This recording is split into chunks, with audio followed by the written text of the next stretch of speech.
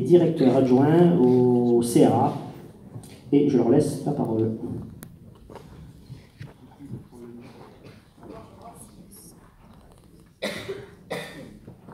Bonjour à tous. Donc moi je vais essayer de vous faire un petit peu une cartographie des établissements structures qui accueillent actuellement, qui prennent en charge des enfants autistes sur le département. D'abord au niveau du diagnostic, on en a parlé tout à l'heure, l'EDAP, l'équipe de diagnostic autisme de proximité, et le CRA qui sont concernés actuellement. Alors le bilan diagnostique en fait complet est réalisable sur la demande des familles. Et il s'engage en fait uniquement sur cette demande-là. Des médecins peuvent nous adresser, mais si les parents ne sont pas d'accord, on ne peut pas engager le bilan. Donc, au niveau de l'EDAP, qui est une équipe dédiée au sein du CAMS de Haute-Corse, il y a aussi une EDAP en Corse du Sud, dans un CAMS également, le CAMS 2A. Du coup, en fait, c'est destiné aux enfants entre 0 et 6 ans, d'accord ? Et on est sur du diagnostic simple. C'est-à-dire que au-delà de 6 ans, si l'enfant n'est pas passé en fait à travers les mailles du filet, on estime que la complexité de la situation est beaucoup plus visible. Donc du coup, c'est le CRA qui intervient, le Centre de ressources autisme.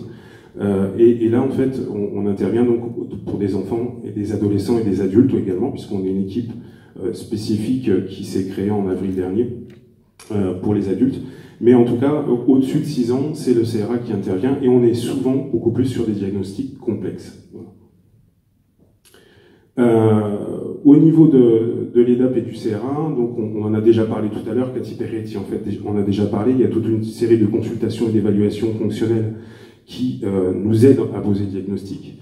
Donc je ne vais pas m'attarder trop dessus puisqu'on en a déjà pas mal parlé et le docteur Sanchez en a parlé également. Par contre, je vais faire un petit focal sur l'ADOS et l'ADI qui sont des outils, des échelles effectivement d'observation pour le diagnostic. L'ADOS qui est en référence au DSM-5 qui est pratiqué donc dans des conditions semi-structurées. C'est une observation clinique de l'enfant en situation.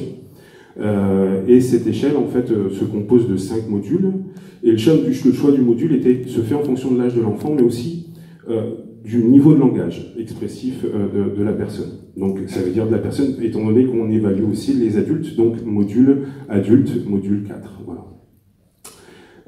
La passation en fait de la cotation sont effectuées par des professionnels qui sont en binôme et qui ont été formés à cette utilisation de cet outil. L'observation est filmée, bien entendu, qui nous permet en fait derrière, si on est en désaccord entre les examinateurs, de pouvoir s'appuyer sur la vidéo. La dose donc, permet d'évaluer l'affect social, donc tout ce qui est communication, pointage, gestes descriptifs, conversation, compte rendu d'événements, mais aussi l'interaction sociale réciproque, donc tout ce qui est le contact visuel, les expressions faciales, dirigées vers les autres, montrer, le plaisir partagé dans l'interaction, la quantité de communication sociale réciproque, etc. On va évaluer aussi, du coup, pendant cette observation, les comportements restreints et répétitifs, donc l'utilisation stéréotypée de mots de phrases, les intérêts sensoriels inhabituels, les maniérismes, on en a parlé aussi tout à l'heure, l'intérêt excessif pour des sujets ou des objets, et les comportements répétitifs.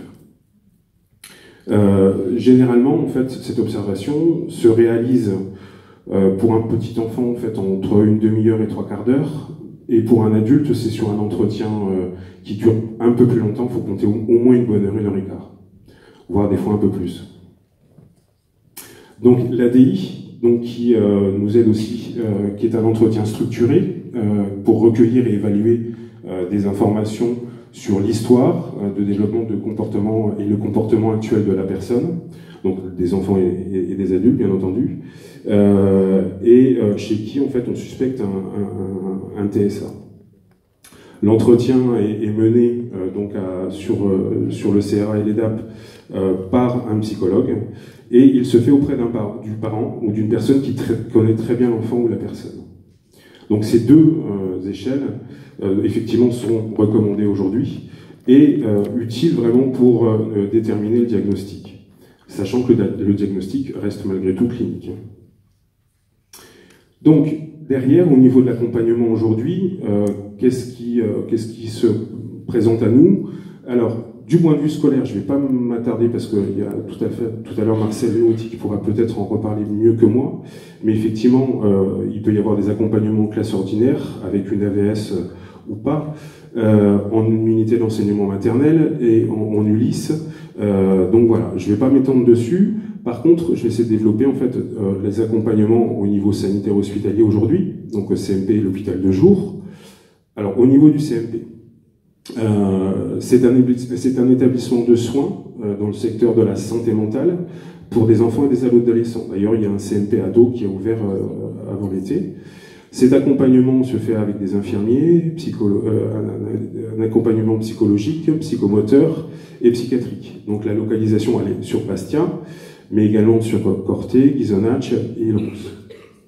Au niveau de l'hôpital de jour, donc pour accueillir des enfants entre 2 et 14 ans, et qui présentent un TSA, donc trouble de la trouble de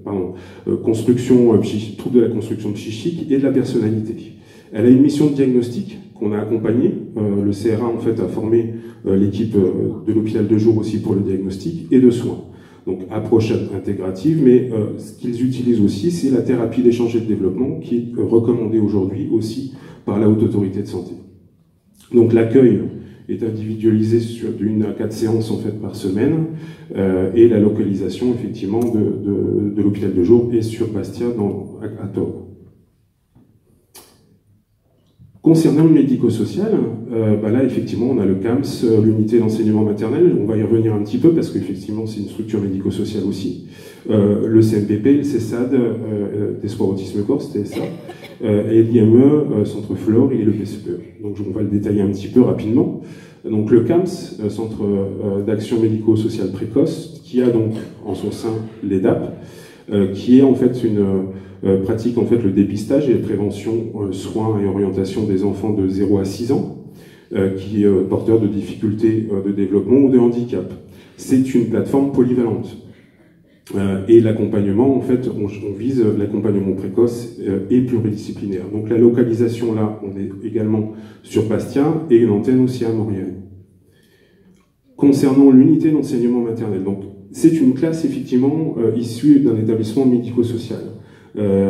Donc c'est le CESAD effectivement d'Espoir Autisme Corse qui a cette classe. Elle est implantée dans une école maternelle pour y accueillir des enfants autistes et c'est un accompagnement pluridisciplinaire et au sein de la structure scolaire actuellement il y a 7 places. Au niveau du CMPP, donc il s'adresse aux enfants et adolescents entre 0 et 18 ans qui présentent des difficultés d'adaptation, troubles psychologiques, psychomoteurs du langage, ainsi que des troubles du comportement qui se révèlent dans l'environnement scolaire mais aussi familial ou social. L'accompagnement y est pluridisciplinaire également et la localisation se situe aussi sur Bastia et sur Maurienne. Donc le CAMS et le CMPP étant des établissements des PEP de Haute-Corse. Le CESAD TSA, d'Espoir Autisme Corse, donc, qui s'adresse à des enfants ou adolescents entre 3 et 20 ans, atteints de TSA. Donc effectivement, le diagnostic a été posé. Des interventions qui favorisent l'intégration et l'insertion scolaire de l'enfant dans son milieu ordinaire. Partenariat aussi avec l'éducation nationale sur le LIS collège, TSA, qui se trouve à Bigouille, et sur l'unité d'enseignement maternel. L'accompagnement est basé sur la méthode Teach, donc tout à l'heure Cathy vous en a déjà parlé, sur des enseignements structurés et visuels, thérapie cognitivo-comportementale et analyse du comportement appliqué. Localisation donc là sur Bastia, avec 28 places et avec aussi un dispositif prioritaire de la liste d'attente, donc dont Cathy vous a parlé tout à l'heure. Je ne vais pas m'étendre un peu plus. Au niveau du médico-social encore, donc sur l'IME, une section d'enfants et d'adolescents autistes au sein du Centre Flore qui accueille des enfants TSA avec une déficience intellectuelle, donc entre 3 et 20 ans. Donc là, on est sur un accompagnement pluridisciplinaire également et individualisé qui s'appuie en fait sur les stratégies éducatives et structurées en fait Teach. Donc 18 places, dont 2 d'accueil temporaire et 5 places d'internat. Enfin, le PCPE, le pôle de compétences, cette prestation externalisée qui s'adresse aux enfants et aux adultes, en fait, entre donc 3 et 59 ans, vivant à domicile et bénéficiant de pas d'accompagnement, en fait, pas d'accompagnement ou non adapté, ou en attente d'une place quelque part. Et en fait, il y a un besoin ponctuel de réponse et une réponse immédiate afin de coordonner l'accompagnement. C'est un accompagnement à durée limitée, d'une année mais qui est renouvelable une fois. Il propose des réponses effectivement adaptées en fonction des situations. Il est là pour prévenir aussi les ruptures dans les parcours des personnes accompagnées. Les interventions sont coordonnées en fait entre les professionnels et les familles. Et ça, Cathy a bien insisté aussi là-dessus tout à l'heure.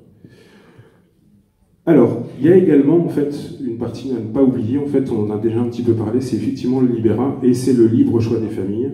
Et beaucoup de familles aujourd'hui font appel au libéral parce que faute de place aussi dans les structures médico-sociales et par propre choix aussi. Donc ils peuvent faire appel à des professionnels libéraux en fait pour des accompagnements également individualisés, alors à des éducateurs spécialisés. J'en ai fait partie pendant un temps. Des intervenants également qui sont supervisés par différents organismes. Alors là, j'ai mis Learn and Joy et Upsilon à l'école, mais il y en a d'autres. Et après, tous les corps de métier aussi, comme psychologue, psychomotricien, ergothérapeute, orthophoniste, etc. Kiné aussi, quelquefois. Alors, malgré cela, en fait, il y a un nouveau dispositif qui est en train de se mettre en place, qui va ouvrir en fait en novembre prochain, qui est la plateforme de coordination et d'orientation, récemment encore appelée POC. Donc dans l'autre sens, on était sur une plateforme d'orientation et de coordination, mais qui aujourd'hui, on parle de PCO, et je vais essayer de détailler un petit peu comment va fonctionner cette plateforme. Donc elle est issue de la stratégie nationale pour l'autisme 2018-2022, avec la volonté d'une création d'un parcours de bilan et d'intervention précoce. Donc non, sans parler aussi ce matin, cette nécessité d'intervenir précocement. Il est destiné aux enfants de moins de 7 ans, présentant des troubles du neurodéveloppement, dont les TSA, bien entendu.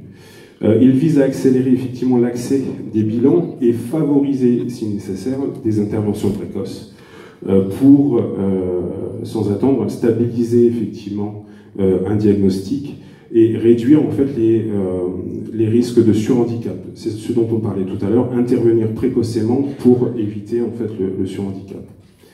Donc dès le repérage par un médecin d'écart dans le développement, la plateforme est saisie. Et elle est là pour coordonner et fluidifier le parcours en fait de bilan pour être et accompagner la famille en fait et respecter le choix de la famille. Point important également, la rémunération des professionnels libéraux non conventionnés, donc les ergothérapeutes, psychomotriciens et psychologues, avec un forfait précoce, puisqu'on est sur du zéro à charge pour les familles, et donc ça c'est effectivement très important. Donc justement cette plateforme, en fait, donc il y a tout l'aspect de repérage dont on a parlé un petit peu tout à l'heure, donc au niveau 1, les parents, les professionnels de la petite enfance, etc., les enseignants. Et après, effectivement, le dépistage, en fait, et ensuite l'adressage et l'orientation. Alors, vous voyez, j'ai laissé la POC, alors que maintenant, on parle de PCO, donc petite faute. Mais le médecin de PMI, le médecin pédiatre, le pédopsychiatre, pourquoi pas, qui va orienter, effectivement, sur la plateforme de coordination et d'orientation, qui, elle, va être portée par un établissement porteur, qui est le CAMS de Haute-Corse. Donc, c'est une structure qui va être régionale, donc avec un médecin pédiatre coordonnateur, deux référents, en fait, un sur la Haute-Corse et un sur la Corse du Sud, et un temps de secrétariat. Mais cette plateforme ne peut pas fonctionner sans des partenaires des établissements médico-sociaux et sanitaires. Donc voici toute la liste effectivement des établissements qui vont participer effectivement à cette plateforme, et effectivement en troisième niveau, les centres experts plutôt, donc tout ce qui est équipe relais et handicap rare, l'UB10, mais aussi en fait les centres ressources de troubles du langage et le CRA Corsica.